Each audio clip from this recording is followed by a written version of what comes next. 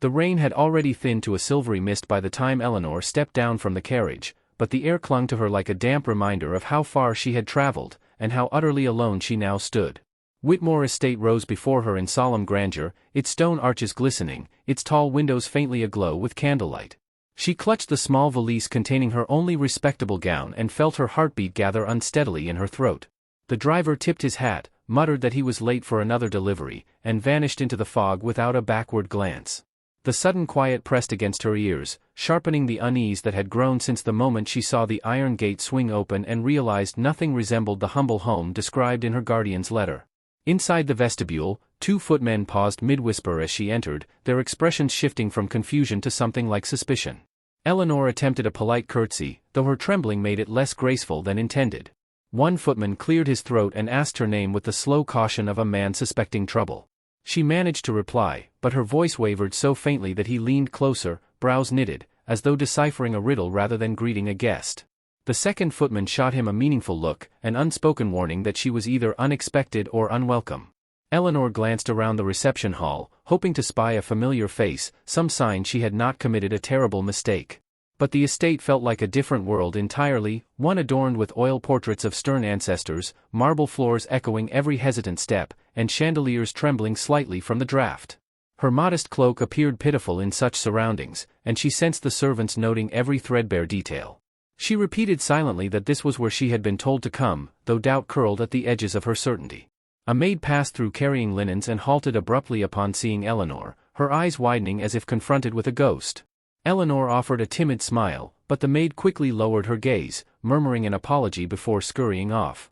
The whispering resumed behind her, louder this time, almost purposeful.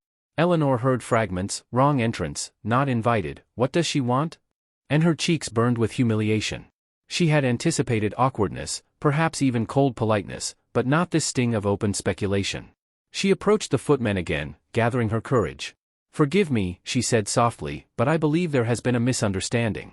I am expected by—" Her explanation caught in her throat as the first footman lifted a skeptical brow. Words tangled uselessly, and her confidence dissolved entirely. The hall stretched before her like a stage where she did not belong, and she felt every eye waiting for her next misstep. Just as she prepared to retreat toward the door, a gentle hush passed through the hall, subtle yet unmistakable. The footmen straightened, the maid paused mid-step, and even the lingering whispers stilled. Eleanor turned to find the source of the sudden shift and saw a tall figure descending the staircase with composed precision.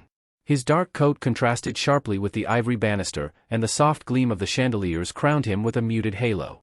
Though his expression was solemn, his gaze held a depth that suggested a man accustomed to command yet weary of constant expectations. Duke Alistair Whitmore moved with the quiet authority of someone taught from birth that each gesture was a reflection of a legacy. He reached the final step and paused, studying the sight before him, a young woman standing uncertainly in his grand hall, clutching a worn valise as though it were armor. Something in her posture, a fragile dignity despite her fear, caught his attention. The servant's whispers, so sharp moments ago, faded into insignificance. Eleanor felt the weight of his gaze and instinctively lowered her eyes, fearing she had trespassed in a place where decorum was treasured and mistakes remembered.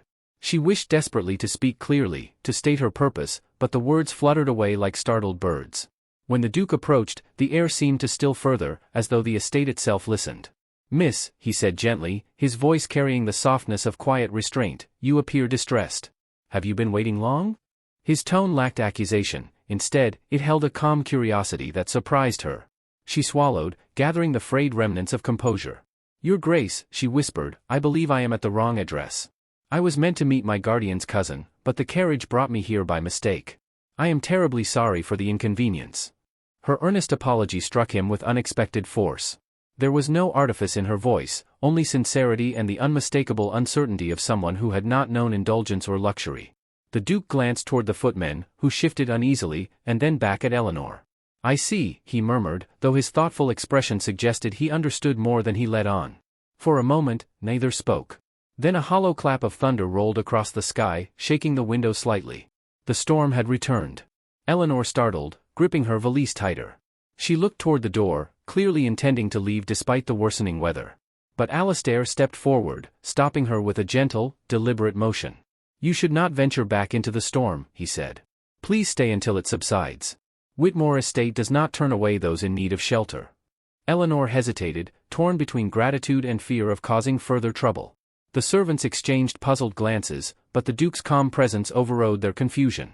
His voice, soft yet resolute, felt like an anchor in the tempest of her uncertainty. Still, insecurity gnawed at her. "I do not wish to impose," she whispered. "You impose on no one," he replied, and though his words were simple, something in his tone, steady, almost protective, made her breathe a little easier. It was then that he noticed the faint tremor in her hands. Without speaking further, he motioned for a maid to bring a warm towel and directed a footman to prepare tea. The efficiency of his commands contrasted with the quiet gentleness he reserved for her alone. Eleanor felt an unfamiliar warmth, something between relief and bewilderment. As the household resumed movement around them, the Duke studied her one last moment before speaking again. "Miss," he said softly, "whatever brought you here tonight may feel accidental. Yet I suspect it is not without purpose." His words startled her.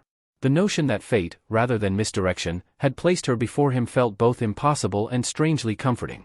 But before she could respond, a sharp voice echoed from the corridor beyond. "Your Grace," called a stern figure approaching briskly, "I demand an explanation for this unexpected visitor." Eleanor froze as the Dowager Duchess emerged from the shadows, her expression unreadable, and entirely fixed upon her. The storm that sealed Eleanor within Whitmore Estate only deepened the tension that had begun in the hall, for with every passing minute, the Dowager Duchess's scrutiny grew sharper, as though Eleanor's very presence threatened the fragile order she guarded. At the Duke's quiet instruction, a room had been prepared for Eleanor, but even as she was guided through corridors lined with ancestral portraits, she sensed eyes following her, weighing her, wondering what misfortune had carried such an unremarkable girl across the Duke's threshold. By the time she reached the guest chamber, her nerves had thinned to threads. The maid assigned to her spoke gently but with the practiced caution of someone who feared being blamed for any impropriety. Eleanor thanked her and tried to smile, though her heart fluttered unevenly, caught between gratitude and dread. When the maid departed, the room fell into stillness, broken only by the rhythmic patter of rain against the windows. Eleanor approached the hearth, extending her hands toward the timid flame, wishing its warmth could quiet the cold unease circling her thoughts. She replayed every moment since her arrival, the footmen's suspicion, the Duke's unexpected kindness, and the Dowager's steely gaze. None of it made sense. She had simply followed the directions she believed were correct, and now she was entangled in a world where every gesture carried consequences she did not understand. She feared being mistaken for someone grasping at privilege, for that was the very image she most wished to avoid. A knock startled her. She turned to see a footman place a small wrapped object upon the table before bowing and withdrawing without explanation. Eleanor hesitated, then unwrapped the package with gentle fingers. Inside was a leather-bound book of poetry, its pages worn from use but carefully preserved. Nestled within the first page lay a single pressed rose, faded but undeniably cherished. Her breath caught. This was no ordinary courtesy, it was a token of sentiment, quiet but unmistakably intimate. The Duke's name, signed in elegant script on the inside cover, confirmed what she scarcely dared believe. Why would he offer such a gift to someone he had known for barely hours? The gesture unsettled her, stirring both wonder and apprehension. She longed to return the book, yet feared that doing so might appear ungrateful. She traced the rose with trembling fingertips, imagining the hand that had once placed it there. There was something sorrowful in the choice, as though he had shared a fragment of himself without expecting anything in return. The thought warmed her even as it frightened her. She had never been entrusted with anything so personal before. She closed the book reverently, uncertain what the token meant or how she should respond. Her uncertainty was short-lived. Voices drifted into the corridor, polished, aristocratic, unmistakably amused. The tone made her stomach tighten. A moment later, laughter erupted, sharp enough to cut through the door and settle uncomfortably in her chest. She knew enough of society to recognize the sound of rumor beginning to bloom. When she stepped hesitantly into the hall, she found two finely dressed women strolling arm in arm, their expressions bright with the self-assurance of those who never questioned their place in the world. At the sight of Eleanor, their smiles thinned into something predatory. So the whispers were true, one murmured to the other, her voice pitched just loud enough for Eleanor to hear. The Duke entertains unexpected guests these days. The second woman offered Eleanor a long, cool glance. And in such modest attire. One might think she wandered in from the fields. Eleanor felt the heat rise beneath her skin, but she bowed politely, refusing to let shame dictate her posture. The women swept past without waiting for a response, their perfume lingering like a phantom of judgment. She retreated into her room, her breath trembling with every inhale. She had done nothing to warrant such cruelty, yet she knew appearances alone were enough to condemn her. Hours later, when the rain softened to a whisper, she ventured cautiously through the estate, hoping movement might steady her thoughts. She wandered through a long gallery lined with tapestries, trying to admire the craftsmanship despite her unease. But as she rounded a corner, she froze. The Duke stood at the far end, speaking with a small circle of guests. They were elegantly dressed, poised with the ease of those accustomed to being observed. Eleanor began to withdraw, but one of the women from earlier spotted her, leaning in to whisper something that drew a ripple of laughter.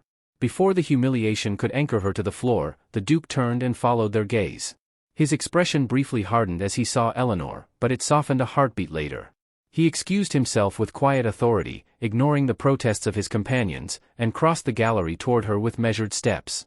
She lowered her gaze, wishing she could vanish into the shadows. "Miss Eleanor," he said softly, stopping before her, "you should not wander alone in unfamiliar halls. Allow me to escort you." His voice alone silenced the whispers behind them. Eleanor dared to look up, meeting his eyes only briefly before glancing away. "Forgive me, Your Grace," she murmured. "I meant no disturbance." "You disturb no one," he replied, though the guest's stiffened posture suggested otherwise. He offered his arm, not as a command but as an invitation. She hesitated, aware of every watching eye, but placed her hand upon his sleeve with careful restraint. Even that small contact sent a tremor through her, for the gesture felt shockingly intimate beneath the weight of society's scrutiny. As he guided her toward the staircase, the Dowager Duchess appeared at the landing above, her expression unreadable. Eleanor felt her pulse falter. The Dowager's gaze moved from her hand on the Duke's arm to the faint color rising in her cheeks. Then, slowly, the Dowager spoke. "Miss Eleanor," she said, her voice precise and cool, "a word with you." "Alone, you said?" The Dowager led Eleanor through a narrow corridor whose walls were lined with portraits of Whitmore ancestors, their painted eyes seeming to judge each careful step she took. The air was heavy with the scent of wax polish and aging wood, and Eleanor's heart beat so forcefully that she feared it might betray her fear. She kept her gaze lowered, though she felt the weight of scrutiny pressing upon her shoulders. Each step toward the private chamber felt like a test of propriety, and yet the curiosity in the Dowager's measured pace hinted at more than mere suspicion. Eleanor wondered if the older woman sought to unravel her secrets or merely to confirm that her presence at Whitmore Estate was nothing but an innocent accident. When the door closed behind them, Eleanor found herself alone with the Dowager, whose expression softened slightly from the austere mask displayed in the hall. The room was modest but well appointed, with heavy drapes shielding the evening light and a small writing desk tucked into one corner. The Dowager gestured for Eleanor to sit upon a high-backed chair, her movements deliberate yet not unkind. Eleanor obeyed, her fingers twisting in her lap, unsure whether to expect admonishment or inquiry. "Miss Eleanor," the Dowager began, her tone precise, "it is unusual for a young woman to arrive at Whitmore Estate under circumstances so ambiguous." She paused, allowing the weight of her words to settle. "I must know who you are, and why you come." The question was straightforward, but Eleanor felt its gravity as if the walls themselves leaned in, demanding the truth. I am but a guest of my guardian, Your Grace," Eleanor began, her voice small yet steady despite the tremor of unease in her chest. "I followed the instructions I was given, yet the carriage brought me here, not to the cousin's home." She faltered, glancing at the Dowager, searching for any sign of leniency. "I do not wish to cause scandal or inconvenience." The Dowager's eyes narrowed slightly, a faint crease forming between her brows, but there was no anger. Instead, she studied Eleanor as though weighing the truth of her words against some hidden measure of character. "And yet," she said finally, her voice softer, "you are here. You have entered Whitmore halls, and all who witness this evening will remember it." The implication was clear, appearances mattered, and Eleanor's innocence would not shield her entirely from judgment. Eleanor felt the heat of shame rise again, mingling with the lingering fear of having overstepped. "I only sought shelter from the storm, Your Grace," she whispered. "I meant no harm." The Dowager inclined her head, a subtle acknowledgement of honesty. "Honesty is rare," she said, "particularly when it is paired with fear. You seem genuine, though you have much to learn about the ways of this estate and the society it reflects." Her tone was not unkind, but it carried the weight of experience that Eleanor could not hope to match. It was a test, Eleanor realized, but not one that demanded artifice, only sincerity. Before Eleanor could reply, a distant clock struck, and the sound seemed to draw the evening shadows closer. She glanced toward the window, seeing rain still clinging to the panes in delicate rivulets. She felt small against the grandeur of the estate, the legacy of the Whitmore name pressing against her modest presence. Yet the Dowager's continued gaze did not feel condemning, it was measured, evaluating, and perhaps, Eleanor dared hope, understanding. "You may stay for the night," the dowager said at last, "but know this, the halls you wander are not merely corridors of stone. They are conduits of expectation. Each step you take is observed, measured, and remembered. Choose them carefully." There was no malice in her words, only a stark reminder that Eleanor's temporary haven was contingent upon grace and discretion. Eleanor rose to her feet, bowing deeply. "Thank you, Your Grace," she murmured, the relief in her chest mingling with lingering trepidation. She had anticipated reprimand, but the dowager's decision felt more like a cautious acceptance than permission. For the first time, she allowed herself a breath long enough to feel it filling her lungs without trembling. Later that evening, Eleanor ventured cautiously into the estate's rose garden, drawn by the faint glow of lanterns that illuminated the winding paths. The rain had lessened to a soft drizzle, and the air was fragrant with wet earth and blossoms, mingling with the subtle scent of polished wood from the halls behind her. The solitude of the garden offered a respite from judgment and expectation, a space where she could gather her thoughts and attempt to understand the strange kindness she had glimpsed in the Duke's actions. She had not expected to see him there, yet there he stood beneath a lantern, tall and still as though waiting for her arrival. His coat glistened faintly with moisture, and the slight dampness of his hair suggested he had walked through the drizzle to meet her. Eleanor's pulse quickened, a mixture of surprise and apprehension threading through her. "Miss Eleanor," he said softly, his voice carrying across the narrow path, "you should not wander alone in the gardens at this hour." There was no reprimand, only concern, and she found herself drawn forward despite the caution ingrained by hours of societal teaching. "I needed air," she admitted quietly, her gaze drifting over the lantern-lit blooms. "It is easier to think here, away from the stares and whispers." He nodded, taking a measured step closer. "I understand," he said. "These gardens are meant to soothe, not to frighten. Yet I cannot allow you to navigate them entirely alone." His eyes, dark and intent, held hers without demand, offering instead an unspoken promise of protection. For a long moment, they walked in silence, each step deliberate, the soft patter of rain on leaves accompanying their movements. Eleanor found herself speaking more freely than she had dared with any other adult that day.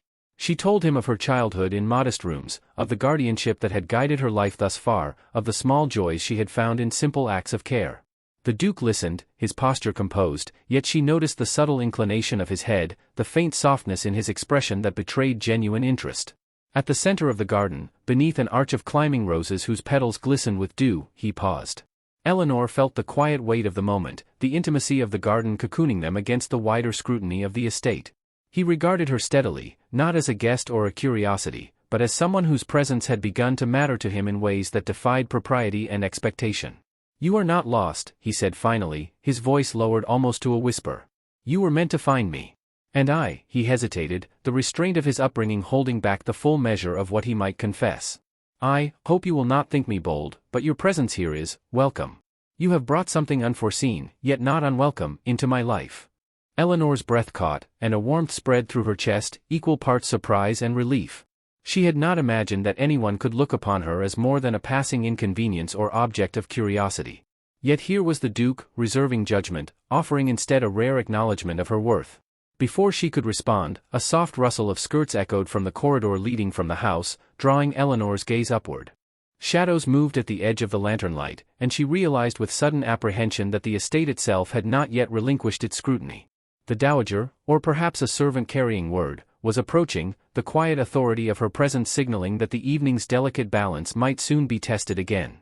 The morning sun cast a pale light across the Whitmore Estate, illuminating the dew-laden gardens where Eleanor had begun to feel a tentative sense of belonging.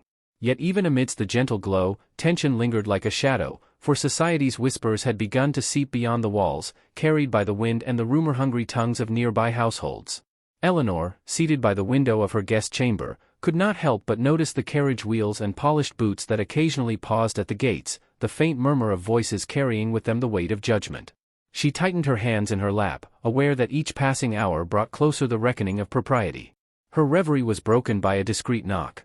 The Duke's voice followed, calm yet insistent. "May I have a word with you, Miss Eleanor?" She rose, smoothing the folds of her modest gown, and followed him through corridors that now felt slightly less forbidding, though each glance from a servant reminded her of the fragile balance she maintained. The Duke led her to a sunlit veranda overlooking the estate's sweeping lawns, the mist from the early morning catching on the hedges and flowers like gossamer threads. "Miss Eleanor," he began, his tone unusually grave, "the presence of gossip, though often idle, has begun to affect the estate itself. I must ask you, will you remain here despite the attention, or shall you depart to avoid further scrutiny? The question, though seemingly simple, weighed upon Eleanor like lead. She had never been admired, much less protected in a world so unforgiving of appearances, and yet the intensity in his eyes left her momentarily speechless.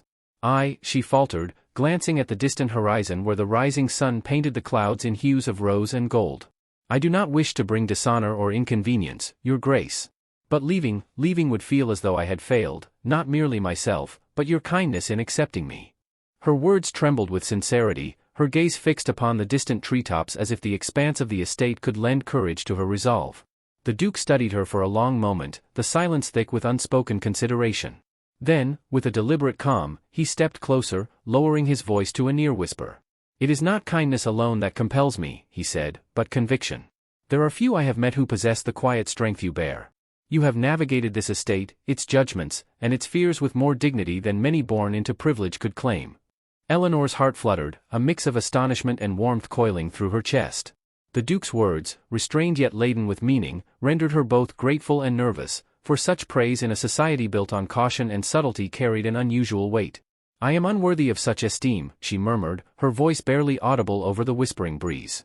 I am but a modest girl, arrived by accident and entirely unprepared for this world. She lowered her gaze, ashamed of her trembling hands and the earnestness that seemed to make her stand out among the composed figures who moved through these halls with practiced ease. Unworthy, he echoed softly, the sound threading between them like a carefully drawn ribbon. I have seen your heart, Miss Eleanor. It is not the grandiosity of birth, nor the elegance of attire, that determines worth, but the courage to meet a world that would doubt you at every step. You have done so, and for that alone, you have earned my regard. His gaze lingered, firm yet gentle, and for the first time that morning, Eleanor felt the notion of being truly seen as more than a fleeting guest. The serenity of the garden was momentarily pierced by the faint ring of a carriage bell, its sound deliberate and insistent. Eleanor's pulse quickened. It was clear that some visitor, or perhaps a messenger, had come bearing news. The Duke glanced toward the distant gates, his expression unreadable for a moment, before turning his attention back to her. Whatever arrives, he said, it matters less than the choice before you. Do you remain, understanding the whispers and the risk, or do you depart to spare both yourself and this estate further complication? Eleanor's hands pressed together as she considered the question.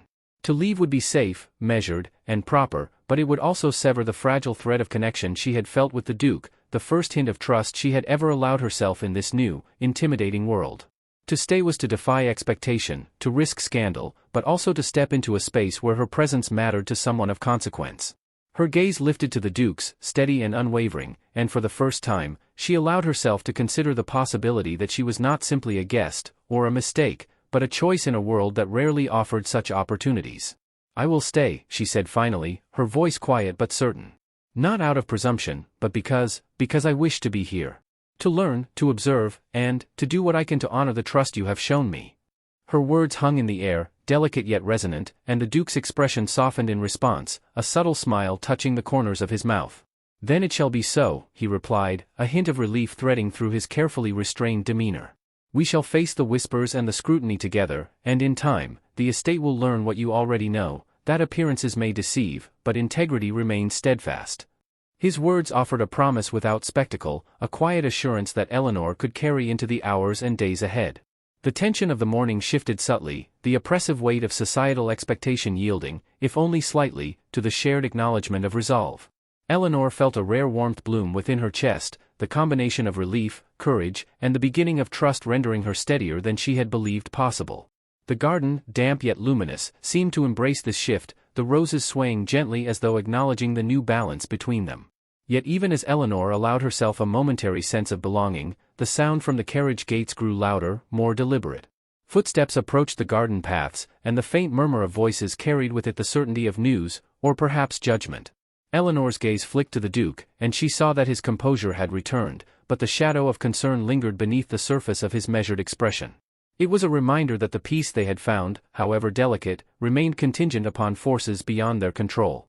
He extended his arm toward her, a quiet gesture of solidarity, and she placed her hand upon his sleeve with tentative trust. Together, they turned toward the source of the interruption, each step deliberate, measured, yet weighted with the tension of the unknown. The Duke's voice, steady and reassuring, carried across the path, "Come, Miss Eleanor. Whatever arrives, we face it together." As the approaching figures drew closer, Eleanor's heart beat in sync with the rapid footsteps, a rhythm of anticipation and fear. The visitor's identity remained unseen, the shape obscured by the mist and the dim morning light, and yet Eleanor knew instinctively that this moment would alter the trajectory of the day, and perhaps the course of her future at Whitmore Estate. She tightened her grip on the Duke's sleeve, the warmth of his presence anchoring her resolve. Then, as the first clear figure emerged from the mist, Eleanor's breath caught, for it was a messenger from her guardian, carrying a sealed letter. The envelope, crisp and stamped with authority, felt heavy in her hands, a tangible embodiment of expectation, explanation, and perhaps revelation. She glanced at the Duke, whose steady gaze met hers, conveying patience, understanding, and an unspoken question: would the contents of this letter strengthen her place in the estate, or cast it further into uncertainty? The messenger inclined his head, awaiting acknowledgement, and Eleanor knew that the decision to open the letter, to confront the words of her guardian, was hers alone. She drew a slow, steadying breath, the morning light shimmering across the garden, the dew reflecting both uncertainty and the promise of clarity. Whatever the message contained, she felt, in this moment, that she would face it with dignity, supported by the quiet strength she had discovered within herself, and by the presence of a man who had already defied expectation in recognizing her worth. The days that followed were measured by the rhythm of letters, the gentle unfolding of trust, and the quiet intimacy that grew between Eleanor and the Duke. Each morning she rose to the filtered light streaming through the tall windows of Whitmore Estate, feeling the delicate warmth of belonging settle in her chest. The halls that had once felt oppressive now seemed a stage where she could move with tentative confidence, her modest gown no longer a mark of difference but a symbol of resilience. Even the servants, whose eyes had once reflected judgment, offered subtle nods of acknowledgement, their softened expressions a testament to the subtle influence of the Duke's regard. Letters passed between them, penned with care and attention. In his, the Duke wrote not of wealth or rank, but of gardens, of poetry, of fleeting moments where he observed her courage and wit. Eleanor, in turn, confided the quiet joys and anxieties of her life, revealing a mind quick to wonder and a heart careful to preserve dignity even in vulnerability. Each word exchanged strengthened the fragile thread connecting them, a bond that society might scrutinize but could not yet measure. In these exchanges, she discovered that intimacy could exist without ceremony, that affection might be nurtured in quiet moments rather than public display. One afternoon, as the sun dipped low and painted the estate in warm amber hues, the Duke asked Eleanor to accompany him on a supervised walk through the gardens. The mist from an earlier rain clung to the rose petals, each bloom glistening like a jewel in the waning light. They walked side by side, the gravel crunching softly beneath their steps, and Eleanor felt an unexpected sense of freedom. For a time, conversation flowed easily, discussing the patterns of nature, the arrangement of the gardens, and the subtle art of reading poetry aloud. The Duke's presence was steady, protective yet unobtrusive, allowing her to move within his world without feeling diminished. As they approached a small fountain at the garden's heart, the Duke paused. Eleanor glanced at him, noting the rare softness in his expression, the way the light caught the contours of his face, revealing vulnerability beneath the cultivated reserve. He produced from his coat pocket a small, folded sheet of vellum, upon which rested a single pressed rose, remarkably similar to the first he had given her. Eleanor's breath caught, her fingers brushing the delicate petals. The gesture, quiet yet deeply deliberate, spoke of attention, of care, and of a sentiment that transcended mere courtesy. "Miss Eleanor," he said, his voice lowered, "I have found in you something both unexpected and necessary. Your presence has brought life to these halls, a gentleness that tempers the weight of tradition. I hope you understand that no token I offer is without meaning." He extended the vellum toward her, his hand steady, though the intensity in his eyes betrayed the depth of feeling he restrained. Eleanor accepted it, her own hands trembling as she held the symbol of his regard, aware that it carried both affection and expectation. The weeks passed with a careful cadence. Eleanor became accustomed to her role within the estate, guided by the Duke's measured encouragement and the tacit approval of the Dowager. Society, initially skeptical and murmuring, began to take note of her grace under scrutiny, her modesty paired with intelligence, and her courage in navigating the delicate expectations imposed upon her. Guests whispered, yes, but now with admiration rather than derision, and the estate itself seemed to exhale a quiet acknowledgement of Eleanor's quiet triumph. Preparations for the eventual public acknowledgement of her place at Whitmore progressed carefully. Gowns were fitted, lessons in etiquette refined, and the estate adorned in anticipation. Eleanor moved through the halls with the ease born of familiarity, yet each step was tempered by the awareness that the culmination of these days, of shared letters, walks, and soft-spoken assurances, would soon be visible to the scrutiny of the wider world. Her nerves were taut with expectation, yet fortified by the Duke's consistent attention and the validation of her own worth. The morning of the ceremony dawned bright and clear, the sun illuminating the Whitmore estate in crystalline brilliance. Eleanor descended the staircase, her gown a cascade of ivory silk, simple yet dignified, every fold and seam reflecting careful consideration and personal restraint. The halls echoed with the soft murmur of guests arriving, the distant clatter of carriage wheels, and the subdued harmonies of musicians tuning for the day's event. Eleanor's heart thrummed, a mixture of anticipation and the quiet tremor of fear restrained by courage. The Duke awaited at the foot of the staircase, his posture composed, his coat impeccably tailored, yet his eyes revealed a depth of emotion he carefully moderated. When Eleanor reached him, the world seemed to narrow, the estate's grandeur fading to a backdrop against the intimate exchange of presence and gaze. He extended his hand, and she placed hers lightly upon his sleeve, a gesture that carried centuries of social expectation yet also defied them in its personal significance. "You are mine," he whispered, his voice soft enough for only her to hear, "and this is your home." The words, though restrained, carried the weight of commitment, of protection, and of a sentiment that no protocol could diminish. Eleanor's eyes brimmed with tears of relief and joy, the culmination of weeks of fear, misunderstanding, and growing trust crystallizing in a single moment of acknowledgement. She pressed her hand lightly against his, feeling the warmth and steadiness that had become a lifeline in this unfamiliar world. The ceremony itself unfolded with measured elegance, a procession of dignity rather than spectacle. Eleanor and the Duke moved through the gathered guests, whose eyes reflected curiosity, admiration, and the recognition of propriety tempered by sentiment. The dowager stood nearby, her expression softened by the knowledge that the estate's legacy was not diminished by this union, but enriched. Every whispered acknowledgement, every polite bow, affirmed Eleanor's place not merely as a guest or an accidental arrival, but as a figure of grace and quiet strength, chosen and cherished. After the vows, when the guests had retired to the garden for the customary procession and photographs, Eleanor and the Duke remained together in the privacy of the rose garden. The soft rustle of leaves, the distant laughter of attendants, and the gentle ripple of the fountain created a sanctuary from the formalities of the day. The Duke placed his hand upon hers again, a subtle reminder that despite the public acknowledgement, their connection was personal, deliberate, and enduring. "You have faced much," he said quietly, "and yet you stand here with composure, dignity, and a heart unbowed. Whitmore is fortunate to have you, Eleanor." The sincerity in his voice, tempered by the formal cadence of a man of his station, stirred something deep within her, a mixture of gratitude, pride, and a sense of belonging that had been foreign until this moment. Eleanor's reply was soft, yet filled with conviction. "I could not have done so without your guidance. Your grace. You offered me not merely protection, but recognition. I have learned that courage can exist alongside humility, and that one can find a place even in a world that often seems unforgiving." Her words were deliberate, measured, yet sincere, reflecting the transformation of fear into confidence, uncertainty into resolve. As the day drew to a close, Eleanor allowed herself a moment to breathe in the scent of wet roses, to feel the warmth of the Duke's hand, and to acknowledge the journey that had brought her here. From the accidental arrival at Whitmore gates to the tender exchanges in gardens and corridors, she had navigated fear, rumor, and expectation, and emerged not merely accepted but embraced.